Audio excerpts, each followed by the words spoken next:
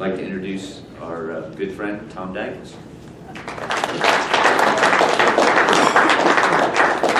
Good morning, everyone. Good morning. All right, we're going to talk about business plan in the tennis industry. And before I begin, we're in a very unusual business. It's a business first. It's fun. We all got into tennis because we love tennis. We like to play tennis. We like to mentor people. But it is a business. And I think it's important to keep that in the front of everything you do, because that's how you succeed. That's how you survive. For the consumer, they see you wearing tennis clothes, they think you're having fun. You're teaching on Saturday and Sundays, and they come out and take lessons, but it's work. You're there on weekends. So keep all that in perspective as we go through this, because I'm going to ask you to look into yourselves a little bit to make your business plans, and that's what I'm going to talk about.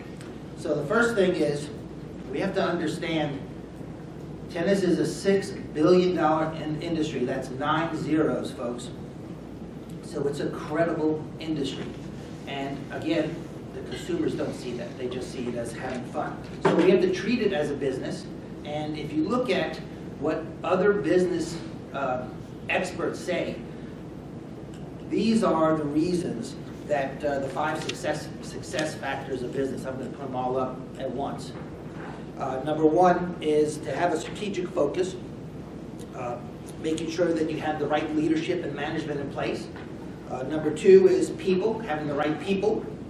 And by the way, folks, at the end of this presentation, I'm going to have my email address there. If you email me, I will email you this whole presentation so you'll have it at your fingertips. Getting the right people to be on your team is so key. You've heard the expression, your staff makes you look good, and that is so true. Operations, what kind of processes that you put in place, how you market, your customer relations, how you do your sales, and we are in the selling business. And then finances, all the assets that you put together, how you work with your facilities, and the equipment. So some of you own your own equipment, some of you rent the equipment. So those are pretty simple, generic, successful business traits. So let's look at 6 reasons why businesses fail. Number 1 is leadership failure. Okay, so you're just not managing your business well. Next is lacking some kind of uniqueness or value, and again, you can generate that perception of your uniqueness. Number 3 is you're not in touch with your customer needs. These are generic things, but they apply to our business for sure. 4 is unprofitable business model. You set your business up on a wing and a prayer, and it really doesn't make sense. It's not viable. Number 5 is poor financial management. Again, you set your numbers and you don't follow your numbers. And number 6 is your rapid growth or overexpansion, and you're growing a little bit too fast. So with that in mind, let's look at yourselves, because that's what this presentation is really about. It's about looking into yourself. So what is your vision?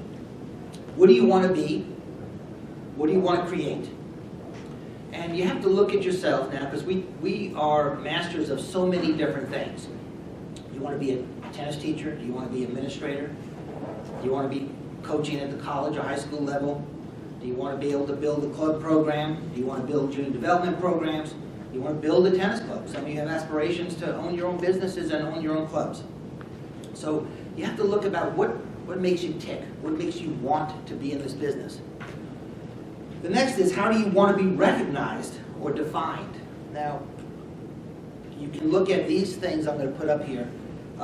You want to be the best on-court teacher, and maybe you want to be known for your stroke mechanics. Can any of you name someone that you can think in our industry, hey, that person knows how to teach the mechanics? Anybody can think of anybody? I think of someone like Ken DeHart, when I think of someone with mechanics who can really get into the skill sets. How about someone as an encore teacher who's the best strategy and tactics? Some of you give your clinics, Alta clinics, and you're known for developing the strategy and tactics of your doubles teams. That's a skill, and if that's where you want to move yourself up in the industry, maybe you want to be defined as that.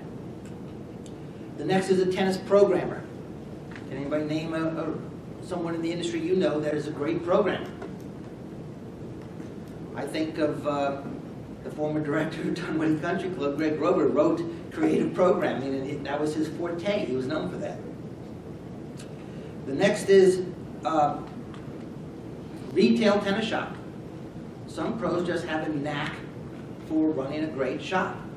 And I think of Tom Castorano up in North Carolina. He has his shop up there, and he's done very well with it. That's what he's known for. I think of Matt Grayson over at, what's his name? What's the club? Ansley. Okay. How about tournament director?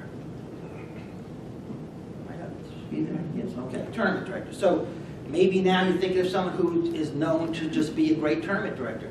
I think of Robert Sasseville, who's probably the best tournament director in the country. He comes up to our facility and runs 11 large tournaments. What about junior development professional? Who can you think of that is known for developing juniors? Same thing with adults. Some people just have that expertise working, or they have that connection with adults. Next is tennis fitness, sports science. Lane Evans comes to my mind. He's known as a person who just really gets into the fitness side. How about tennis competitor or player? Maybe you want to be known as a competitor, or court designer, or a manufacturer representative. We have people that we associate with, especially in Georgia, that have been manufacturer representatives for years, and you think of them as the best in the business. So the point is, decide what you want to become and become an expert at it. And that's not an easy task, because a lot of these things we want to be experts in all of them, and you can be good at all of them. But if you want to excel in the industry and try to get a little more notoriety or build your own practice, try to become an expert in one of them, so that your name is associated with one of those topics, and that'll help you be a little more successful. So I'm not able to get online for this, but I'm going to just tell you, I have this in here. Many of you have seen the movie Happy Gilmore, and the guy wants to be a professional hockey player.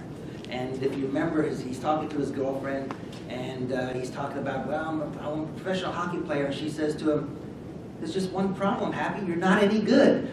And my point on that is, when you look through your lists, don't just throw a dart at it. Try to pick something that you're good at, so that you have the best chance to be successful. All right, next is, the first step is time management. And so we juggle how many balls in the air every single day, and to be effective, we have to be good time managers. So what I'm going to do is give everybody a homework assignment, and this is an assignment. I see some PTM students in the audience here, so they had this assignment as part of their program. And take it home, do it if you want, and I'm just going to pass it out, and you can use it as you see fit. Can I ask you folks to just take one and pass it around?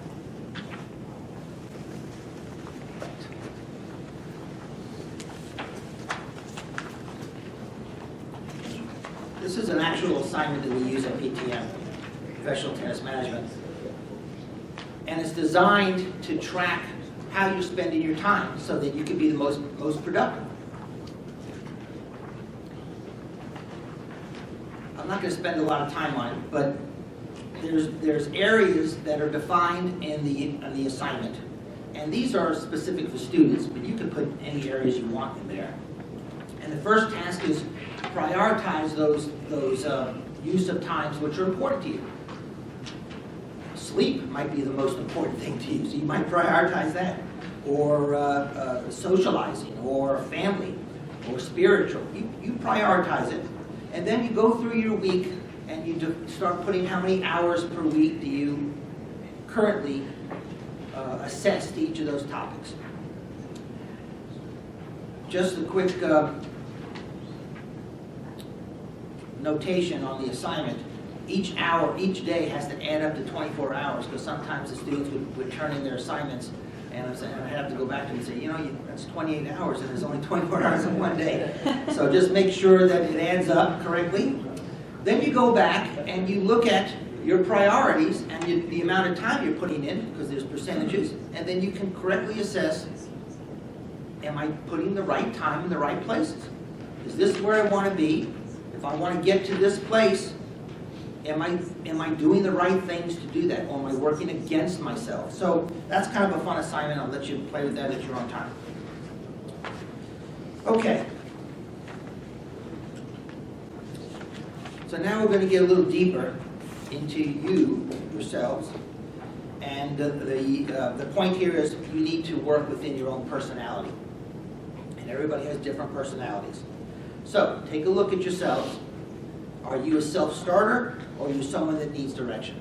And there's no right or wrong here. There's plenty of successful people that work with direction, and there are plenty that want to have more independence. You just need to know what you are. What's your comfortable stage? Employer or employee? And again, there are some people that don't want to take home all the pressures of an employer. They just want to go to work and do their job and be good at it and excel in that area. What do you want to be?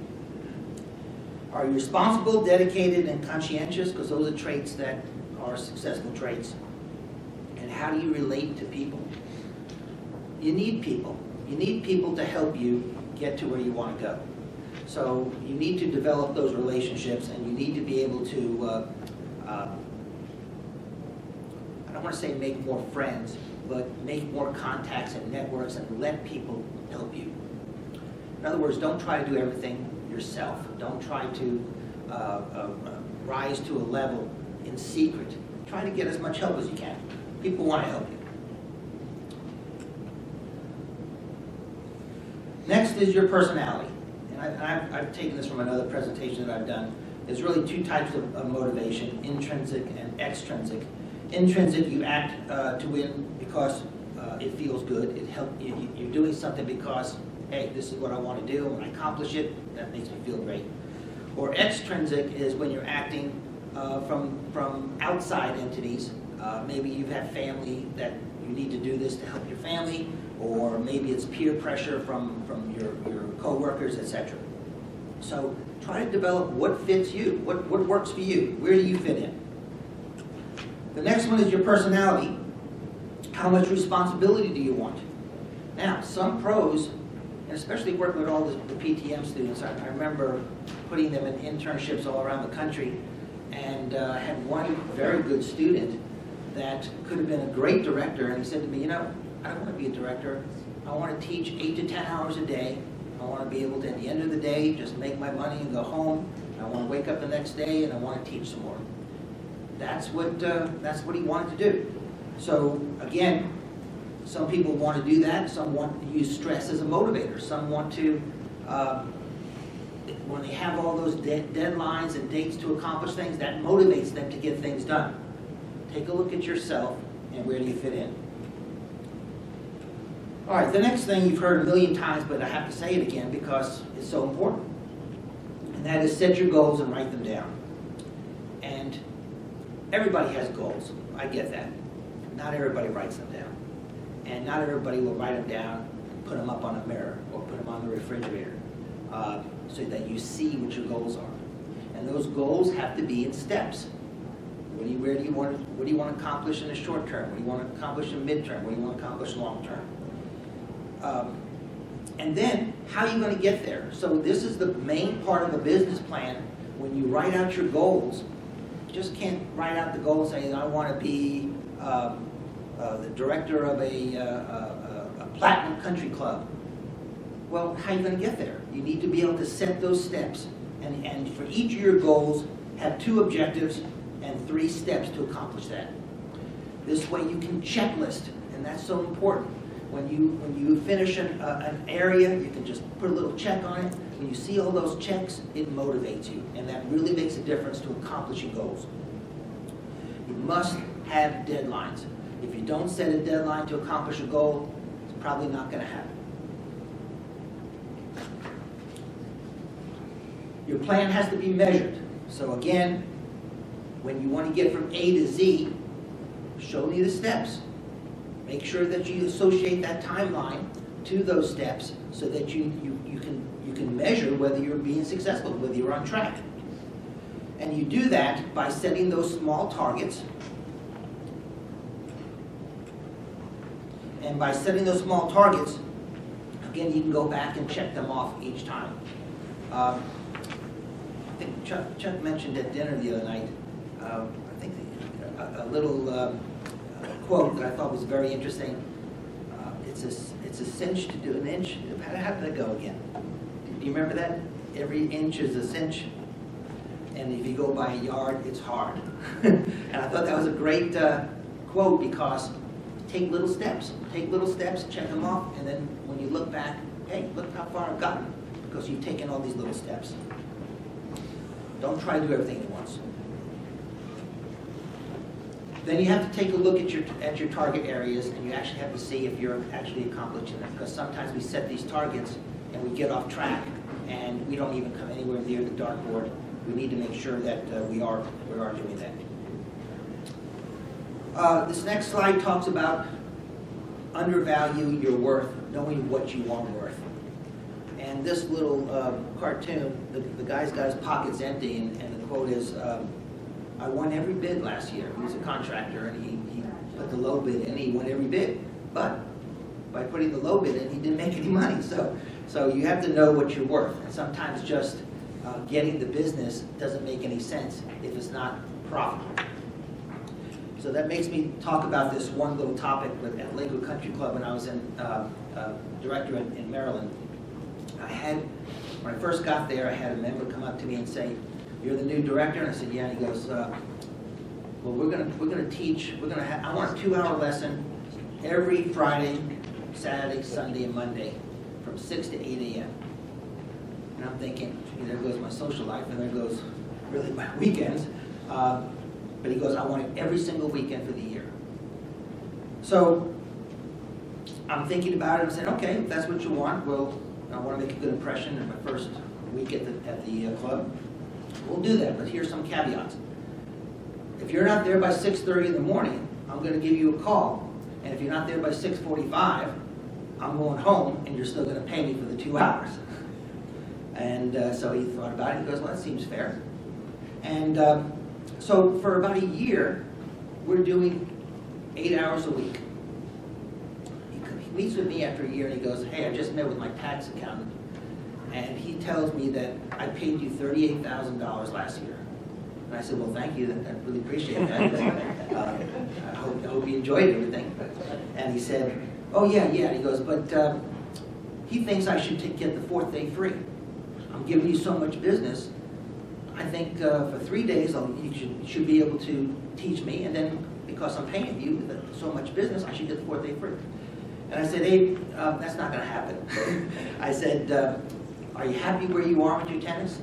He said, "Yeah." "Do you feel like you've improved?" "Oh, I've improved tremendously." He was a 60-year-old guy, and we were able to improve his skill where he qualified for the Maccabiah Games up in Israel. He jumped up steps. I mean, he really was able to get value out of this. So I said, if you want, we can cut it down to 3 days, but if you want the 4 days, this is what my time is worth. And he thought about it, and he said, "Well, you're right. Yeah, I am happy where I am." And he basically said, "Okay, it's a done deal." The point is, know what your value is, and don't always surrender just for the business, because your time is worth just like everybody else. And if you really believe in what you do, you can charge what you want for it, and you can maximize what your time is. I think that was a very important lesson. Next is, are you doing your market research? And sometimes the market research varies in different styles. But you really need to look at your customers, and this is what I'm talking about with market research. Surveys. So there's a company out there called Qualtrics, and they're the most trusted enterprise market research platform worldwide. They have a lot of software to actually produce some measurable surveys. And they can divide it up into product experience, brand experience, customer experience. So it crossovers many businesses. It can cross over to tennis. Everybody has seen SurveyMonkey. I'm sure a lot of you have used that. And then, of course, there's public sources, the U.S. Census Bureau and the Bureau of Labor Statistics. The point of all this is you need to know what your business is around you. If you're trying to be successful, don't try to get blood out of a turnip. Know what your market is in your surrounding area so that you can maximize what you want to do. And a lot of us, what works in one part of the city may not work in another part of the city. A lot of us just want to do the same exact thing no matter what, and it doesn't always work that way. You have to do your research. So do you know your customers? What days are best for them? What times are best? Do they want, what do they want? They want workouts, they want knowledge, they want socialization. People take lessons for a lot of different things. You have to customize to your customer's needs, but you have to know your customer. And it doesn't hurt to ask them what they want.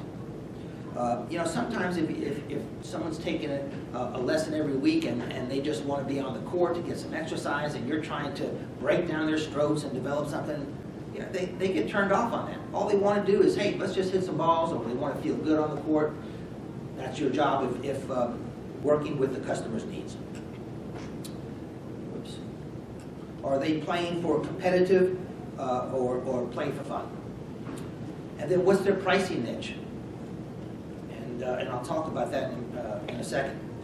Also, are your routines a routine? How much variety are you using? A lot of us have some on-court business plans that we use, but we use them for year after year after year. Things change. You're going to have to mix things up, especially if you want the same customer coming back. You don't want them to see the exact same thing. So this little slide is a creative slide. You have different lesson rates for different times of day. Now, that seems, gee, what do you mean by that? Well, 8 to noon. If you teach a lot of Thursday morning league teams, you might have a full schedule, and that's the only time they can come. And what if more teams want your business? You might be able to charge a premium for if you maximize your time. What about noon to 5, which is generally a slower time? Do you want to have a different rate for that? And then prime time. Most of your people coming off to work, do you want to have a different rate for that? So my note is prime time equals prime fees. And we're not trying to gouge. That's business. Look at movie theaters. They have matinees. You get discounts because it's the middle of the day. They have premium rates on certain holidays and etc. And then if you work in the indoor tennis center, you sell season time, and you sell a 1 to 3 o'clock slot differently than you do a 7 to 9 p.m. slot. So that's the way business works. Now, if you have enough business, and maybe you're not worried about that, but if you're trying to grow your business, then maybe you have to be a little more careful. But if you're full and you want to show your customer that, hey, I'm worth this, this is my fee, and this is prime time, and look, if you don't want to do this, I've got XXX that may want to do it. Something to consider. Okay, next is how do you want to set up your business? And we all really have our own businesses when you think about it. So let me put all these out.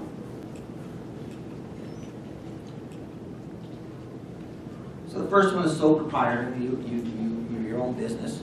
Okay, you want total control of everything. The next one is a partnership.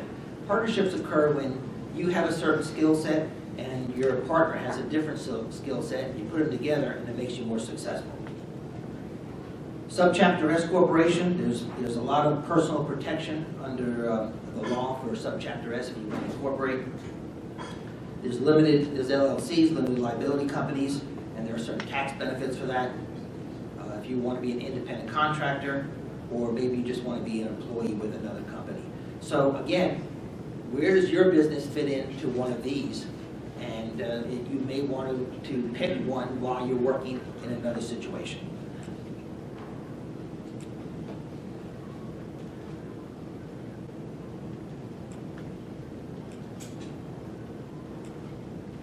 Okay, something like that. All right, next is, what are your financial goals? What do you need to live on? We always have this pie in the sky that we want to make a lot of money, which is great. But if you think about it sensibly, there's a level that you need to survive, and there's another level to exceed that. I think you need to identify what your bottom line is every month to survive. And many of us have not even done a personal budget to be able to see what it costs us to survive every month, how much money we need to do to put aside before we do anything else. Always pay yourself first, and I think that's an important quality.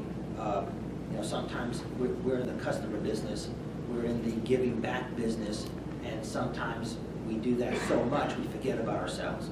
And I think it's important to pay yourself first. How much money you're interested in making, I think you need to define that. That's how you know if you're being successful. If you want to make X amount of dollars and maybe it's driven by money, you need to have a goal for that. And again, everybody's different. Some people are fine making $60,000 a year. Some people want to make $60,000 every other month. You choose. You're the boss. But the point I want to make is write it down, set it up so that you have a place to go. Do you need to get a loan?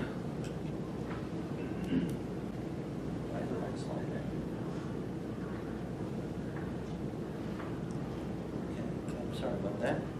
All right. You need to get a loan to get started.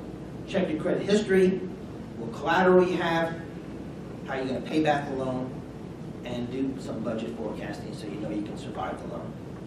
All right, so let's get into, I've got 2 more slides before we get into some warfare. Who is your competition? Have you researched who your competition is? And the point being that competition is war games, and it is war games in business.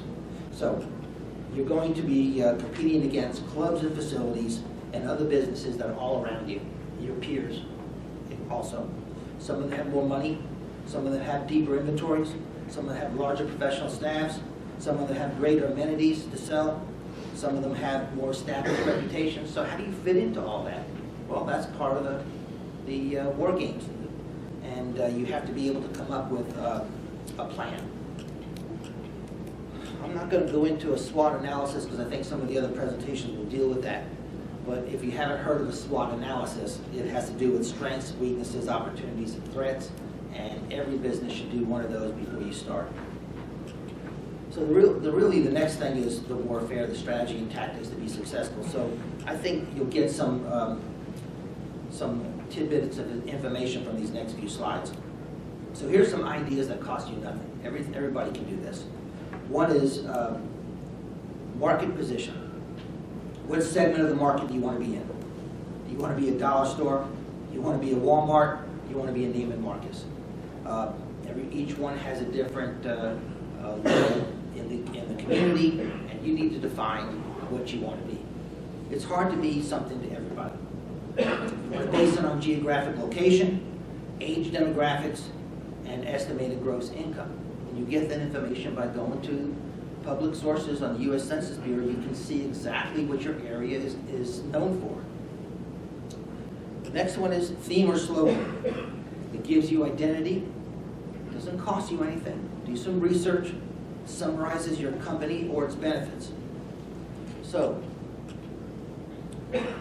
everybody knows what that one is, right? Okay. Anybody know that one? Apple? L'Oreal.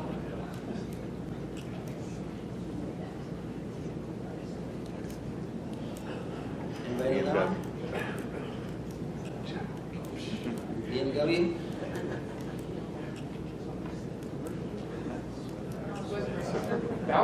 Bounty.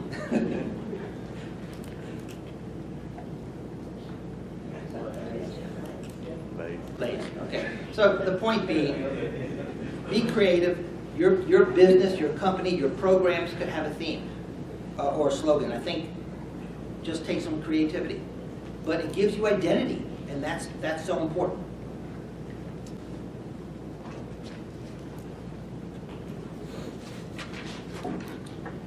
All right. So next is pricing niche. You want to be high, medium, or low. 14% of all consumers say it's the number one factor for their purchase. Hours of operation. Set hours that are different than your competitors. And I'll give you a great example. If you are down the road from a brick and mortar tennis store, and maybe that store opens up at 10 o'clock, well, maybe you open up at 9 o'clock in the morning. So that if someone wants to drop off a racket to restrain, they won't go to the brick and mortar store, they'll come to your place. And you have the ability to change all that, and sometimes companies or franchises do not have that opportunity, and it's a way to be competitive.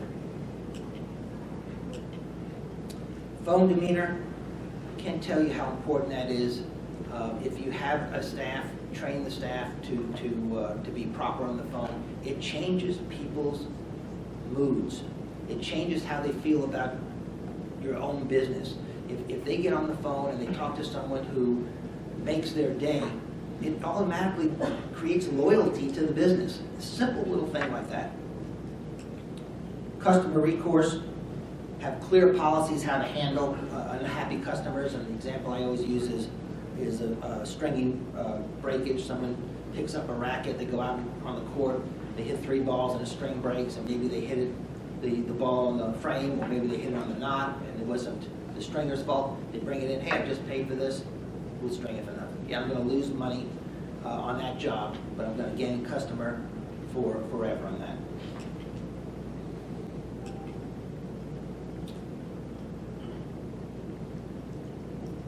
Community involvement. Tennis pros give back more than, I don't know any other business that gives back more. Problem is, we don't tell anybody about it.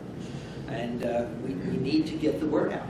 So spend 10 minutes putting something on the wall that says, hey, my staff just helped out this charity, or we did this clinic for free to help this group. People like to be associated with that. If you ever go into a pizza place, and on the wall they have all these trophies, we sponsor this soccer team, or we sponsor this baseball team, the pizza place, and it shows that, hey, we're involved in the community, so support us and we support you back. Easy to do, we just don't do it enough. Tie-ins and co-ops, bundling products, and use of coupons. I think that's important. Testimonials. Find a person who likes what you did and have them write something up. Maybe it's about a streaming job, maybe it's about a program, maybe it's about a clinic. Post it on Facebook, or post it on the wall, and have a testimony. People believe in testimonials. Music theme. So here's why I have this down. At one point, my kids were small, we put them in karate. So I don't know anything about karate. So I've got the 2 kids, and I go to the karate school, and I'm analytical, so I'm studying it, and I'm saying, well, there's one karate guy, and there's 25 kids. It's a 25-to-1 ratio, and I'm thinking tennis, I've got 4 to 6 to a court with a pro. That's a great ratio, 25-to-1. But that's not what I was talking about. At one point, at the end of the hour and a half of all the chopping, this music comes on, and it's this motivational music. I don't know the name of the song, but you hear it at all the basketball games. I'm not going to embarrass myself trying to hum it. But as soon as it came on, in like the first few seconds, all the kids stood up, all the parents ran over to the window, And all the kids are running around, they're chopping everybody, and they're doing kicks and everything. And it was so exciting. And I'm thinking, just this one song brought all this emotion out. And I think it's important to do something. If you look at other companies, Liberty Mutual just changed their theme to Liberty, Liberty, Liberty.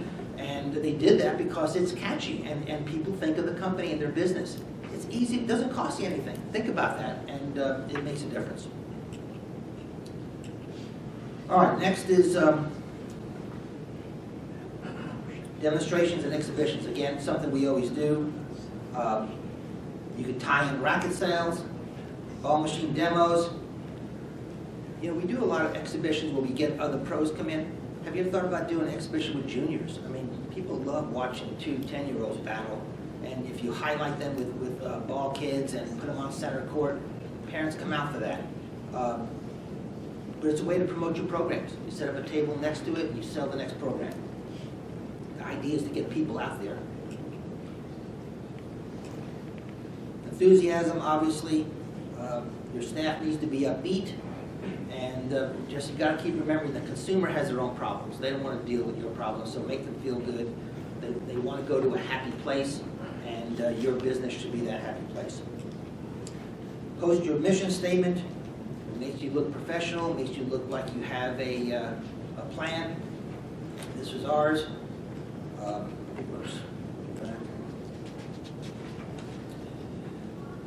To operate Rome Tennis Center at Berry College, to operate as a laboratory for the professional tennis management program at Berry College, provide an outstanding club amenity and service to the college and the community of Rome, Georgia, whereby the participants will be able to enjoy club programming, lesson instruction, social play, and an aesthetically appealing, professionally operated, enthusiastic environment. Pretty meaty, but makes us look good. All right, so here are some things that cost you almost nothing. Attire. See if you can't get some of your staff to wear your business clothing. And again, it identifies your staff, makes them look more professional, gives your image to your business. Develop a database. Most important asset of any business. You got to be able to use that information in many different ways. Your database really rules the day for marketing.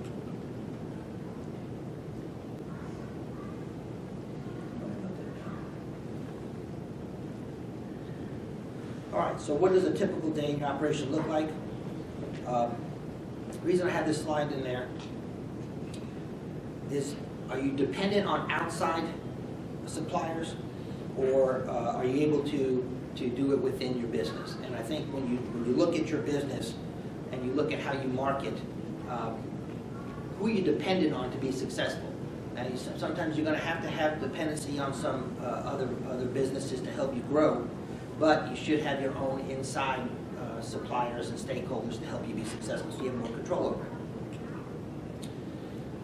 All right, some other things about items that cost you almost nothing. Credit cards, they're a pain in the butt. You pay a service charge, sometimes up to 3.25%, but people use them, and people will spend money if they make it easy for them, so credit cards are necessary. Team sponsorships. Get companies, local companies, to sponsor your adult teams or your junior teams. You can put it on T-shirts. You can use it as a string stencil. There's ways to involve the community and help your programs. Contests and sweepstakes. You know, you go into some of these places of business and it says there's a placeholder at the counter and it says fill out this for a free trip to a cruise or whatever. And you're thinking, oh, I just got to write my name and everything, put it in. But what you're doing is you're giving them information for database. So get some other people to put some of those things in your shop so that you can share that database. I think that's a way to grow your database. Phone hold marketing, there is usually a charge for that, but it's a way to promote your programs. Signage, everybody needs signage. Where you put your signs is important. There was a company in North Carolina that they would put the signage on the net. As you crossed over changing sides, you had to read the sign And it might be join us for early bird dinner in the clubhouse. Worked it out with the club manager where they were able to do some cross-marketing. Obviously, we put signage up on mirrors in the bathrooms and entrance doorways and anywhere you can make sure that they have to go through and read it. They don't always read it, but it's a good start. Direct mail with postcards. I very rarely will do a direct mail with putting a label on it, because if you put a label on something, it looks like it's generated as a mass mailing, and a lot of people will just throw that away. But if you put a postcard together and you can make that attractive, it's a lot less expensive, postage is less expensive, and a lot of times people will just flip it before they throw it away, and they'll see what you want to sell. Great for private sales, by the way. Inserts and articles. Whenever you do, if you're doing any kind of newsletter or anything, have inserts so they can take them out, put them on the refrigerator so that they see them more often. I think that, plus, you'll save you money. Besides, if you have to put down pricing or programs in a printed piece of material, and those prices change, then you got to redo all that printed material. Put the information in there, and then just have a rate card that you can change out on a regular basis. Gift certificates, golf pro shops. You know, they never give out trophies or anything they do for awards. It's pro shop gift certificate. Come in and you get X amount of dollars in the shop.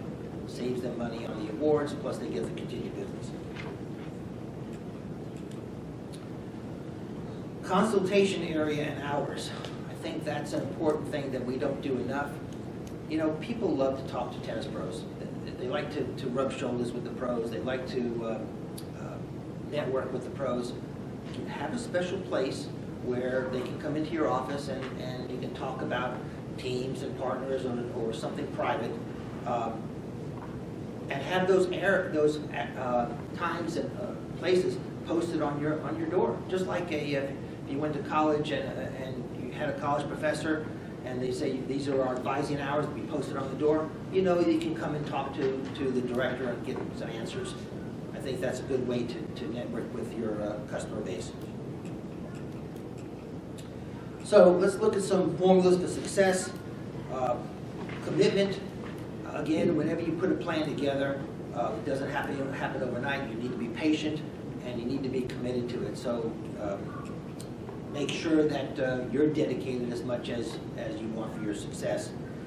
Investment. Greatest investment is your time and energy. And some of these items are from the book Guerrilla Marketing. But I applied them to tennis because they're appropriate for tennis. And we are able to be creative in the skills we use with our network, with our customer. But you want to make sure that you are giving it the right attention with time and energy. Consistent. Don't change often. Try to stick with your marketing plan. Confidence. People look for a variety of things when they're buying from you, and lessons are sellable items. Some people look for wide selection, some people look for excellent service, some people look for quality only, and some people just want belief in the product, and sometimes that comes to your reputation.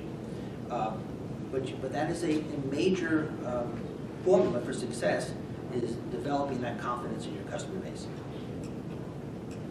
So as we get toward the end of this presentation, are you really serious about being successful? And I go back to, this is a business. Don't shoot from the hip. You have to have a plan. And you need to keep stats. Because if you don't keep stats, you can't measure it. And if you can't measure it, you can't improve it. That is a formula for any business. You have to know where you were 2 months ago, a year ago, and that dictates the choices you make in the future. So you need to make sure you're having stats.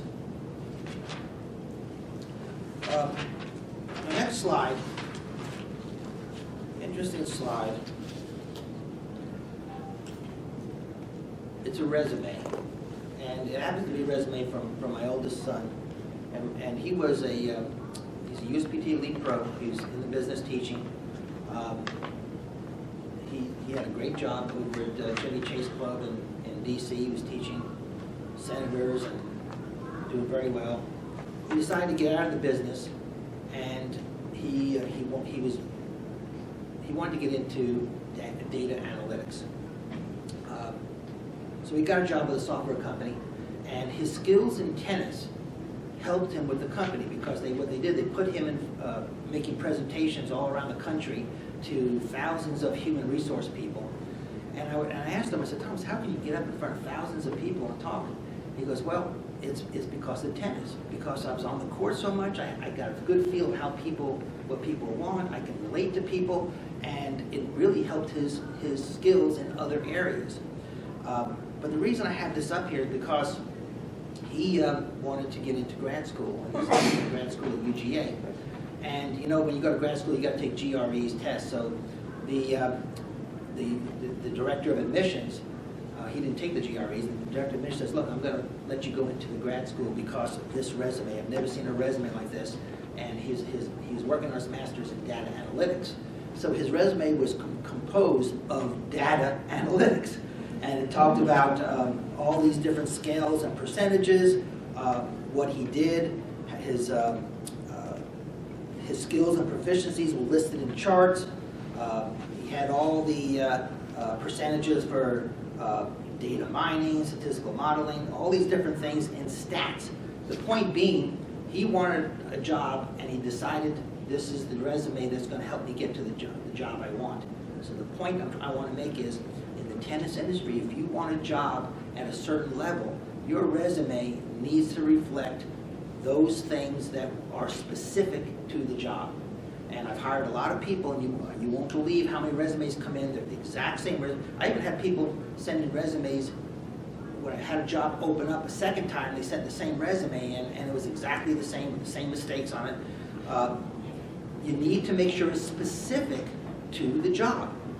If they want an adult programmer, your resume needs to reflect that's what you're good at, not just a blank resume. And I think that's worthwhile saying, and I wanted to add that as the last slide.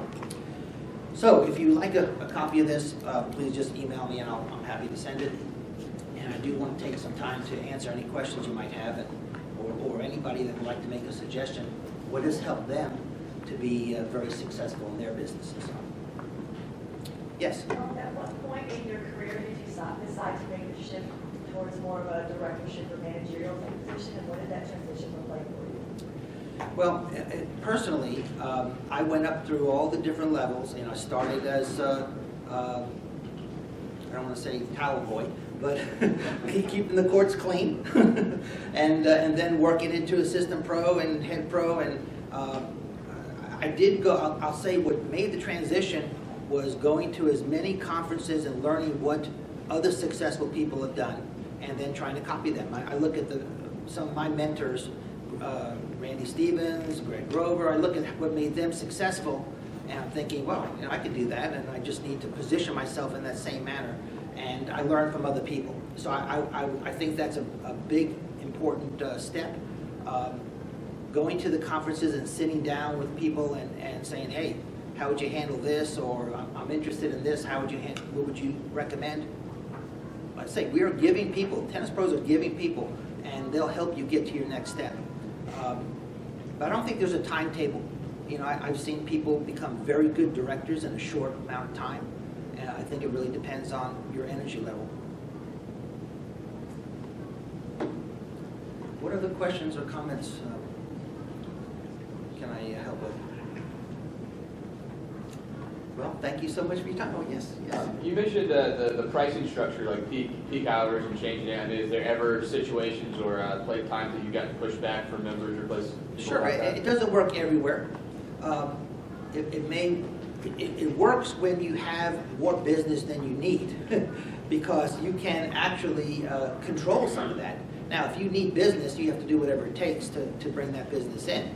But rather than just saying, hey, I'm going to discount my rate during this time, I think it's good to have a rate saying, this is my rate, but if you want that service at a premium time, you pay for the premium service. And people are used to doing that. They do it in every single business. And, I think for our business, we're afraid that we'll lose the business.